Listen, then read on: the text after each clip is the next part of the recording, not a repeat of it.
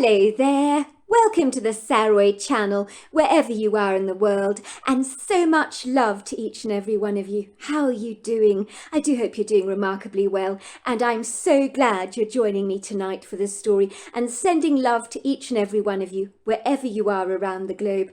I'm so thrilled to be back with you guys. So before we get started with part 2 of our story, if you haven't heard part 1, please click on the description because you don't want to miss out on the entire story because it all comes together so superbly. So let's get started with part 2, shall we?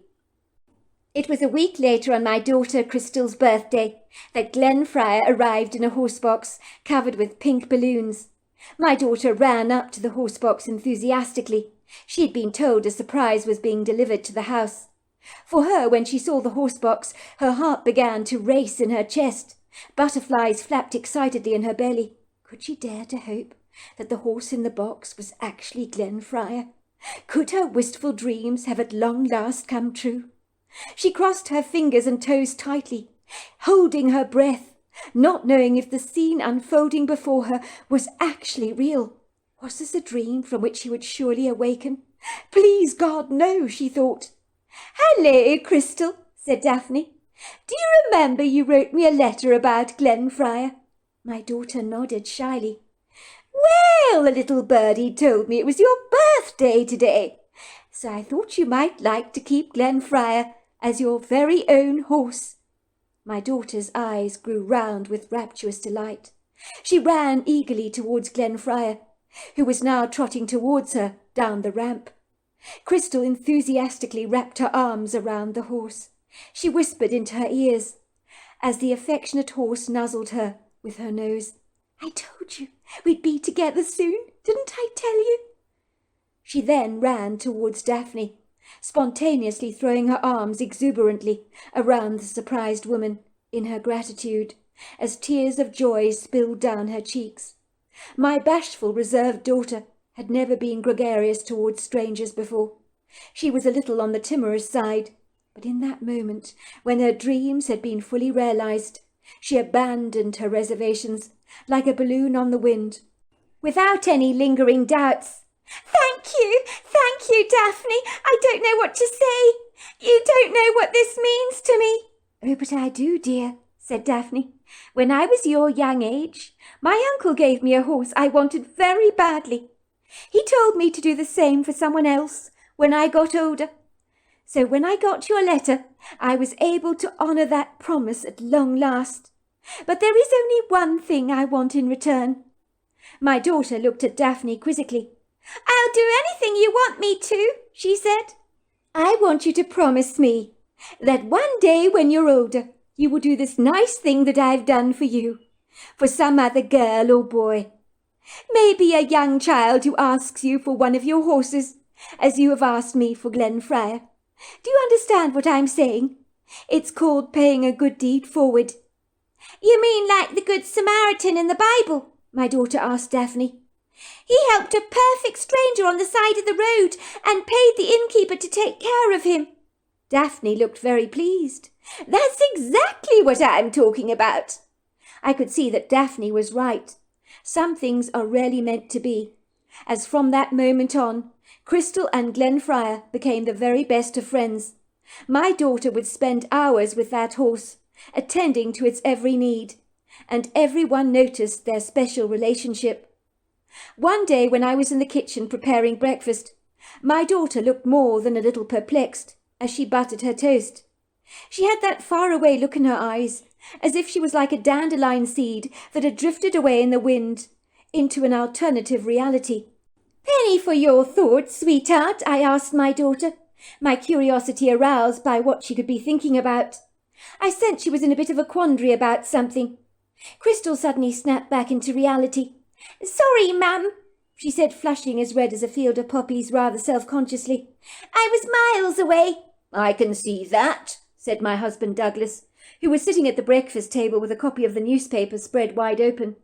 Dougie would read that newspaper, exploring every article and then folding the paper up so neatly that you would never have believed it had ever been read.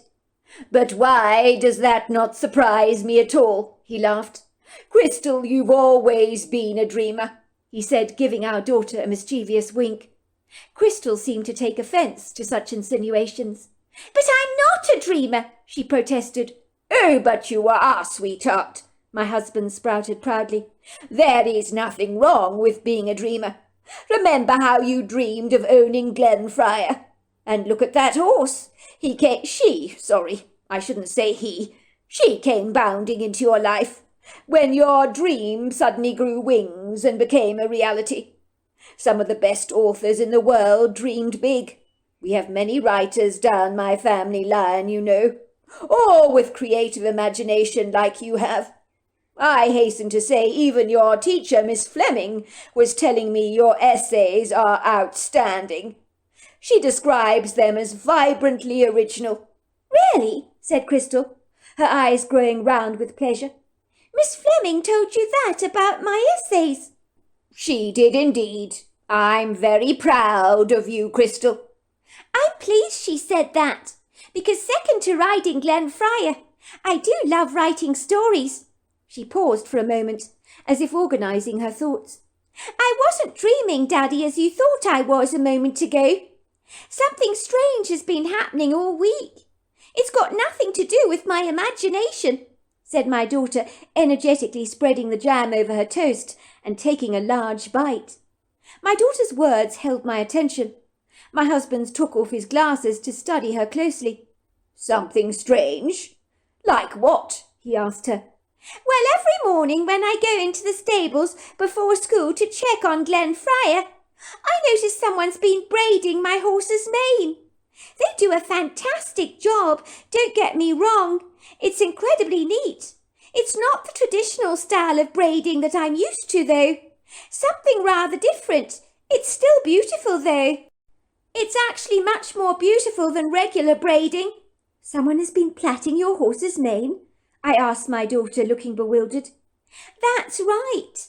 I would have thought it was you or Daddy, but it can't be, because with the greatest of respect, your fingers would never be so nimble." "Thanks a lot, sweetheart, for that," I said, feeling ever so slightly offended. I had braided my horse's manes on numerous occasions, and I didn't think I did a bad job at all. "Mum, don't look so piqued," my daughter chuckled. "I'm not bothered that someone's braiding my horse's mane. I just wish I could speak to Glenfriar in words so she could enlighten me as to who is doing this." "It is decidedly odd," agreed my husband. "What a strange thing to do. Should I be worried about this or not? I mean, someone is accessing our property, braiding Glenfriar's mane." "Well, they aren't taking anything, to be fair," I pointed out to my husband. "Yes, sweetheart, I know that. But it does mean someone is trespassing on our premises at will. And that's what I don't want to hear, if you can understand where I'm going with this." 6 months later, Marjorie's account. It was a beautiful, beguiling morning in early spring, when I was to discover my old friend Amanda had come to visit me for a little chat concerning her daughter Emma. She stressed it was of the utmost importance. I had absolutely no idea what it was she wanted to speak to me about. I wish I could say that my former childhood best friend and I had grown close again, but these days Amanda was hanging out with the cool, affluent mothers from the prestigious school her daughter now attended, all who owned swanky BMWs or Mercedes. I'm afraid by contrast I was quite dowdy and rather dull, hardly the kind of girlfriend she'd want to be seen hanging around with in town. It might reflect rather badly on her squeaky clean, scrubbed-up designer reputation. Amanda was embracing the glamorous world of social climbing and spending copious amounts of time on her appearance, while spoiling her precocious child to excess. It would seem her mollycoddled daughter Emma wanted for nothing, and I'd seen over the weeks that Emma was becoming quite the little madam who literally thought the world belonged to her. Suffice to say, Amanda's impulsive obsession with spending ludicrous amounts of money had almost become vulgar. But who was I to comment? I reminded myself how Amanda had been deprived of so much as a young child. Now she was making up for lost time, like a dieter who had been denied sugar for many years, and finally has a blowout. but this extravagant blowout was not one that looked like it would ever be contained. The insatiable, extremely extravagant woman was frivolously spending money as if it was growing on trees. As usual, seeing Amanda as she climbed out of her car, looking like she was about to attend one of the Paris couture shows for Fashion Week, made me feel like I wanted to shrink into the shadows with a self-conscious shame. Why did this woman, who had once been my best friend, make me feel so dreadfully unfashionable, so shabby and bedraggled, like a dirty Jack Russell being overshadowed by the silky Afghan hound? It certainly wasn't a great feeling. Amanda sauntered out of her car, slamming the door behind her and moving towards my front door, wearing a stunning designer dress in emerald with a pair of matching sandals. Her face was as rigidly tight, without an expression line in sight, for the Botox was keeping those wrinkles at bay, like a tight facial corset. She knocked on the door, and I led her into my kitchen, where I prepared some coffee for her. "I'm here, Margot dear, about a very delicate matter, I'm afraid." In that moment I wondered if she had decided to recruit a fancier horse-riding teacher for her daughter, and I almost sighed with relief. At least it would mean I didn't have to teach that brat for another day. "Fire away," I said. "I'm all ears." "Well, I know that beautiful horse your daughter owns. What is her name?" "Oh, you mean Glenfriar. Crystal's horse. What about her?" "Very strange name, if you don't mind my saying, for a girl horse, don't you think?" she said, stirring her coffee reflectively. "I mean, Glen is a man's name, is it not?" I said nothing. "Look, I'm going to cut to the chase. My daughter wants to own Glenfriar. She is head over heels in love with that horse. Put simply, we will pay over and beyond what the horse is actually worth to buy her from you. We have a fabulous stable block at home and currently own 3 horses. Glenfriar will want for nothing. Given my unfortunate childhood, I want to make my daughter very happy, so she never has to experience the shortfalls I had as a child. I don't want her ever to feel like I did. Now, I've taken Emma to see other horses, of course, but she turns her nose up at all of them. She says she simply has to own Glenfriar. No other horse will possibly do for her." "I don't know why you're talking to me about this," I said, shrugging my shoulders. "Glenfriar is my daughter's horse, but I can assure you that you would be wasting your time trying to buy Crystal's horse from her. The 2 of them are devoted to each other. They have an incredible bond. Crystal would never sell that horse. I can tell you that for a fact." "But why ever not?" asked Amanda, looking startled. "We can give her a huge amount of money for the horse. Imagine what she could buy with all that money. She can name her price." "This is not about money, Amanda," I pointed out. "Some things are priceless. Glenfriar is like a member of our family. She would never want to be parted from that horse.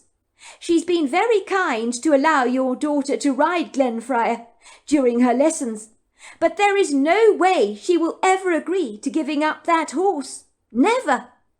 "But you don't understand, Margot. My daughter simply must have Glenfriar. Don't you understand? I can't deny her that horse." "Look, Amanda, I hope I'm not speaking out of turn here. I know you had it tough as a young girl, with your mother refusing so many things for you. At the time, it broke my heart to see it. You have made up for your mother's stinginess, you really have, in leaps and bounds, by giving your daughter everything she could possibly want. But I don't think it's a great idea to give in to her every whim. Sometimes it really doesn't hurt to just say no." "I've never said no to her about anything, Margot," said Amanda, her eyes misting over with tears. "I don't want to let my daughter down." It would seem day after day Amanda would continuously hound my daughter, begging her to sell Glenfriar to her. But Crystal was firm. "I'm sorry, Mrs. Pentrose, but Glenfriar is my horse and she is not for sale." 3 weeks later, my daughter Crystal came running into the house in the early hours of Saturday morning. She looked frantic. Me and my husband were still in bed. But we were in no doubt that something terrible had transpired, judging by the mortified expression on our daughter's face.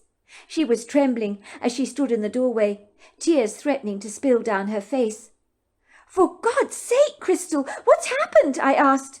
My daughter tried to open her mouth, but no words came out. It was as if her tongue was completely tied up. Finally, a few words tumbled out of her mouth in a faint, horse-like whisper.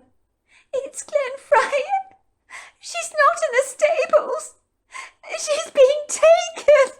"What?" I gasped. "You're kidding me." "You don't suppose your riding pupil Emma has anything to do with Glenfriar's disappearance?" she asked me. "No, of course not," I said. "Amanda's an old friend of mine. She may be many things, but she'd never stoop so low as to steal your horse. She would never do something like that." "But are you sure, Mum?" my daughter persisted. "I mean, why was Glenfriar only taken, and not your other horses? Some of your horses are very valuable. Why was she targeted so specifically?" "You have to admit it, sweetheart. Crystal has a point," my husband piped, looking at me through earnest eyes. "It is rather a striking coincidence that Glenfriar goes missing after Crystal refuses to sell that horse to that friend of yours. I'm personally never comfortable with coincidences. If this was a horse thief, he never came to take any of our thoroughbreds, but randomly picked on an American quarterback horse. Now that doesn't make any sense whatsoever. You mark my words, love. The Penroses are behind Glenfriar's abduction." "We have to find Glenfriar, Mum," my daughter cried out. "I can't imagine my life without her. And Dad's right. We know exactly who's taken her. It's blaringly obvious." By all accounts, I was not terribly confident we were going to find Glenfriar. Missing horses were never easily found once they disappeared. I had a profound sense my very savvy husband and highly intuitive daughter were barking up the right tree. The Penroses were probably behind our horse's disappearance. If that was the case, my opinion of Amanda had gone right down the waste disposal unit, along with all the potato peelings. Was she so intent on giving her self-entitled daughter Emma exactly what she wanted that she was willing to break the law in order to acquire it? It made me feel quite queasy. It was then I remembered that Amanda's husband was an ex-jailbird, whom Amanda had claimed was now a reformed character, repenting of his duplicitous past by taking a narrow path of self-empowerment, I had been told. But someone who'd broken the law on a plethora of occasions in the past, I was sure could have been easily persuaded to take Glenfriar, especially if it appeased his demanding wife. And Amanda could be incredibly demanding. I thought about contacting the police in regards to the matter, but I changed my mind. "We're going to get Glenfriar back tonight," I told Crystal. "We're going to Amanda's property, in the middle of the night, with our horse box, which we'll hide on a back road. We're going to bring Glenfriar back home. She must be on the Penrose property somewhere. I'm sure of it." "Oh, Mum, you're an absolute trooper. I knew you'd think outside of the box and come up with a plan," Crystal said. I'm not sure why I didn't call the police and report Glenfriar missing, but I didn't want to go through the messy tangle of that official red tape to get my daughter's horse back. The more I meditated over the matter, the more persuaded I became that Amanda's nefarious husband had stolen Glenfriar from her stable, as their spoiled little mollycoddled daughter Emma simply refused to take no for an answer. Maybe I was grasping at straws, but I was convinced that, like a cadaver dog, I was on to the right scent. If I was right, Amanda had a great deal of explaining to do. My prudent, very principled husband, who strictly adhered to the law at all times, simply presumed I had reported the matter to the police, and strongly advised me to have absolutely no contact with the Penroses. "Leave the investigation to the police, will you?" he told me. "Don't go interfering. You'll only make matters far worse for yourselves, especially if you're accused of pointing fingers at someone, when you have only a suspicion about Glenfriar, but no proof to back up your claim. You must remember there is a distinct possibility that the Penroses had nothing to do with this insidious crime." Chance would be a fine thing, I thought to myself. In my book, all the guilty arrows were pointing directly to Amanda Penrose. I knew in my gut instinctively that she was entirely responsible for Glenfriar's disappearance. The indignant, outraged anger I felt towards her bubbled up inside me like an insatiable inferno that could not be quenched, and all I could think about was, how dare she do this to me? I was her oldest, best friend. How could she be so treacherously disloyal, so vindictively spiteful? I was going to right this wrong, you can be absolutely sure of that. I had clandestinely put a sedative in my husband's hot chocolate to ensure he fell fast asleep that night. I know that was rather naughty of me, but it couldn't be helped. In truth, it was actually a tranquilizing antihistamine that worked like a treat in sending you off to la-la land. I used it myself frequently when I suffered from insomnia. I knew if he had the slightest inkling about what me and Crystal intended to do, he would rein us in like a couple of spirited, unbridled mares to ensure that we did not do anything that he would deem the height of stupidity. My husband doggedly believed that one should do things strictly by the law, and normally I would agree with his ethical outlook. But this extenuating situation was something that required a more clandestine approach, one of which my husband would certainly not approve or easily endorse. I knew he would think my plan to trespass on Amanda's property, to look for Glenfriar, would be a preposterous idea, but in truth I couldn't think of a better way to get Crystal's beloved horse back. Glenfriar had to be somewhere on that large property. If they had possessed the audacity to trespass on my property, why should I not be equally as brazen, and do exactly the same to them? What's good for the goose is good for the gander, right? We had to take the bull by the horns ourselves, strike while the iron was hot, and there was no time like the present. Delay would only prolong the agony.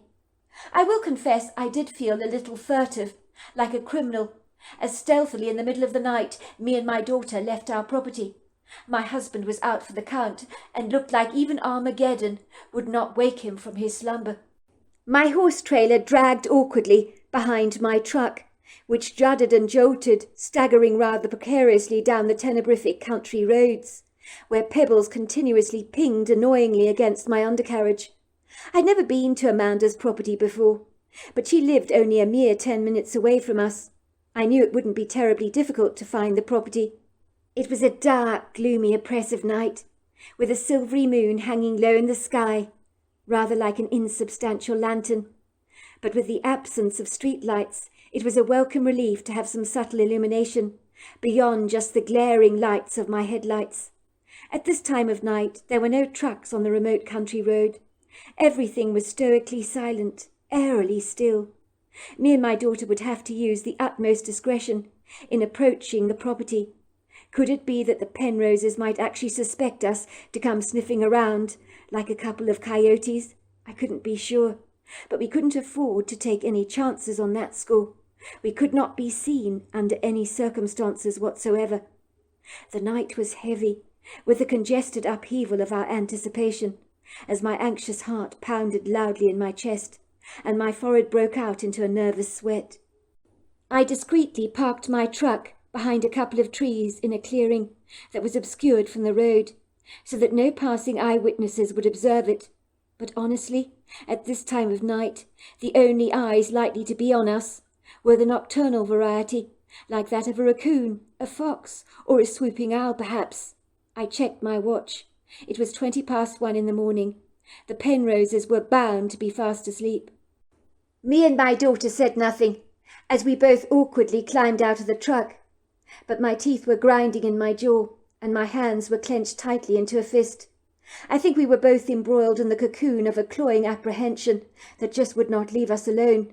It caused us to tremble uneasily on our feet. "You sure you want to do this, sweetheart?" I whispered. My daughter nodded. I could see the resolute determination written on her face. She wanted Glenfriar back, and would stop at nothing to get her beloved horse. I know me and Crystal were both nervous. Obviously it stands to reason. We didn't want to get caught, but I doubted that the Penroses had much security beyond a house alarm, and we weren't intending to go near the house. It was the stable block and outbuildings that we would be heading for. Even though it was early summer, a cool breeze nuzzled our cheeks, but I barely felt its refreshing tugs as it pulled my hair away from my face in its sweeping gusts. I was conspicuously aware of every footstep we made as we ambled cautiously down the gravel drive, guided by the lights of our torch. Our feet noisily crunched the gravel, with snapping, popping sounds, which seemed to scream out at me. Everything was glaringly quiet. Even the sounds of crickets and frogs were mute, which left me somewhat disquieted, but I was not easily put off. I reminded myself that we were righting a wrong, and that kept me focusing on the job at hand. The darkness that enveloped us was like a foggy blanket, and looming shadows danced airily through the trees, making me feel that someone was watching us. I told myself not to allow my imagination to get the better of me. It was teasing my mind with ghost-like impressions. I told myself to get a grip, and tried to persuade my thoughts to stop straying, like a disobedient dog, from the object of our focus, which was Glenfriar, of course. "You can do this," I told myself. "All you need to do is to focus." I sighed with relief when the property came into view. I could see Amanda's Land Rover Discovery, a Mercedes, a BMW, and a Lotus sports car, all parked under a large carport, and next to the carport was a sizable garage. The house was steeped in darkness, but I felt certain if we ventured close enough, we would activate some outside lights. I knew Amanda had 2 teacup-sized Yorkshire Terriers, and hoped they would not bark and awaken the entire household. The very ornate, elaborate house was clearly a Georgian reproduction, an ostentatious, showy affair, made to look classically Georgian, but so obviously not the genuine deal. It had been built in recent years, designed to imitate the classical architecture. I could see the outbuildings spread further away from the house. They, too, even in the dim light of a waning moon, appeared to be in pristine condition, but I wasn't surprised. Amanda liked every aspect of her life to embody perfection, with the same amount of attention to detail she gave to the lines on her face and the clothes she bedecked herself in every day. Like 2 furtive thieves in the night, me and my daughter stepped cautiously, increasing our pace, gliding towards the stable block. Amanda had 8 stables and owned 3 horses, who immediately trotted over to their open doors to study us. But thankfully they did not react adversely to our presence. On the contrary, they seemed rather pleased to see us. "Glenfriar's not here," said Crystal, looking at me nonplussed. "I don't understand. I thought Glenfriar would be here." "Darling," I reassured her. "Maybe she's still on the property somewhere else," I told her. "It would stand to reason that they would hide her, in case the police came inquiring and asking awkward questions. We just need to look for her." My daughter was wearing a defeated, hang-dog expression on her face when we heard someone moving towards us. It was a heavy, ponderous footfall, that was for sure. Perhaps Amanda's husband was a large man. "Oh my God, Mum! Somebody's coming!" Amanda wailed.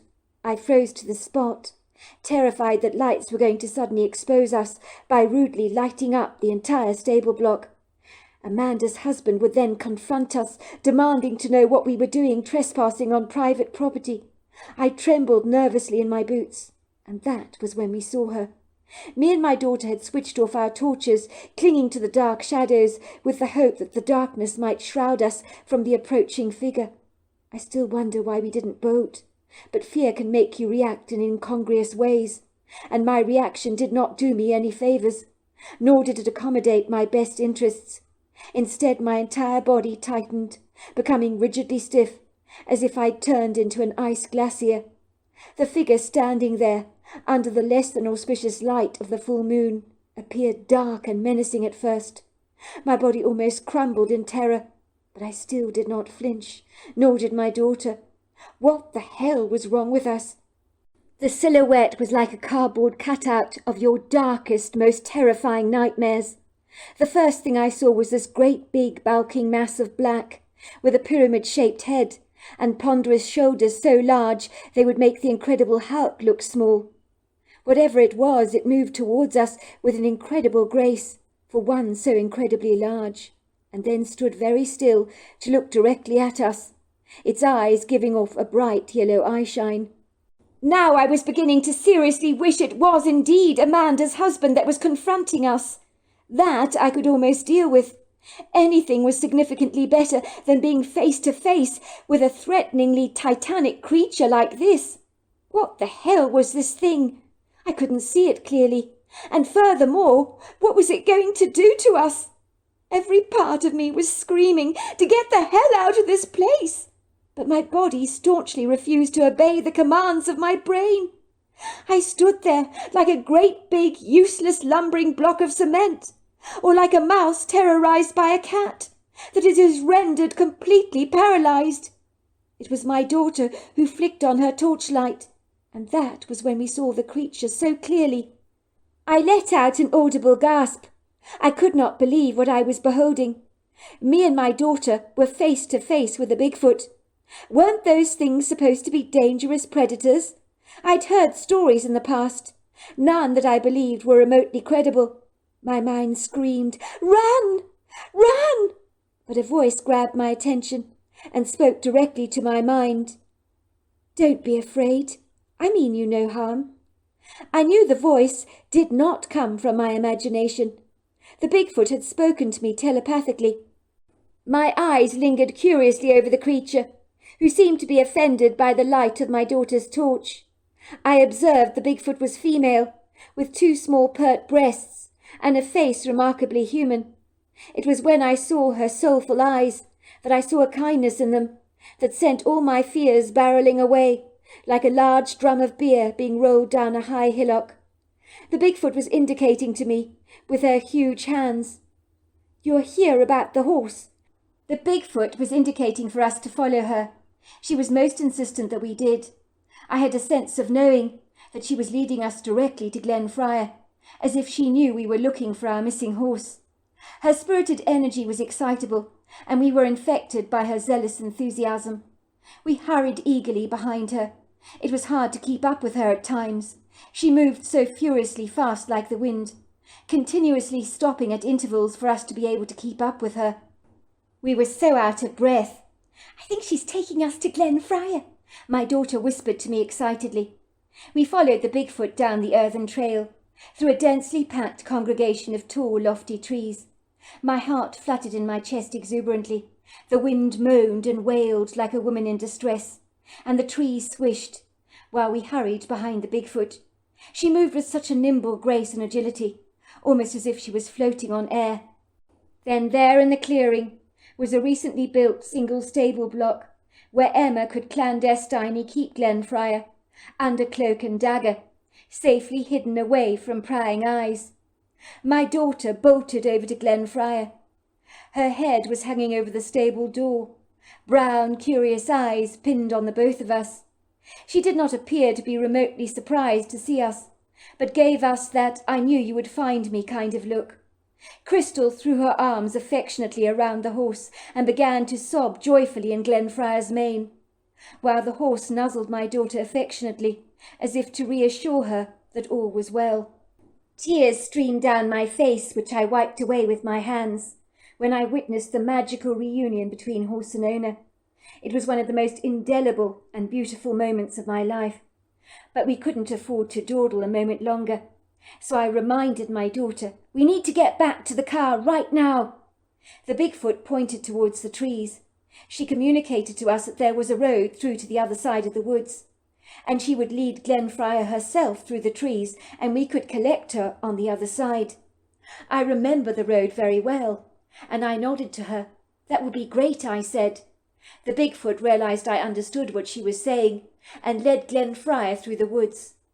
Me and Crystal blew all caution to the wind as we scurried back to my truck, ambling as fast as we could over the dew-laden grass, past the Georgian house, down the drive towards our concealed hiding place where I'd parked only a short while earlier. Once me and my daughter climbed into our seats and I started up the engine, and we drove towards the back road. We never spoke a word to each other. I think our adrenaline was still pumping violently into our blood, as we knew our mission wasn't entirely over yet. The female Bigfoot that we had been incredibly privileged to meet remained faithfully true to her word. She was standing loyally beside Glenfriar, outside the woodgrove, on the very remote country road, barely ever accessed by members of the public. She had braided Glenfriar's mane, and my daughter said, You're the one who's been braiding my horse's mane." The Bigfoot nodded. "But I don't know how you do it so nicely," my daughter said to her. "We need to go," I reminded my daughter. "Get a move on." We loaded our horse onto the trailer with the help of the Bigfoot. It seemed so strange that in a short period of time, this Bigfoot that initially had seemed so predatory to us was now like a trusted friend, who seemed to understand that Glenfriar was indeed our horse, and was doing everything in her power to help us get our horse back. "Thank you," I said to the Bigfoot. "Thank you so much." She nodded at me. "It's only a pleasure. Godspeed," she said into my head, in some kind of telepathic exchange. And then she ran along with our car, while we drove away, and then finally we left her behind us, but she still stood in the middle of the road, watching us, and I'm absolutely certain I saw her nodding her head approvingly, as if she was absolutely delighted for us that Glenfriar was returning home.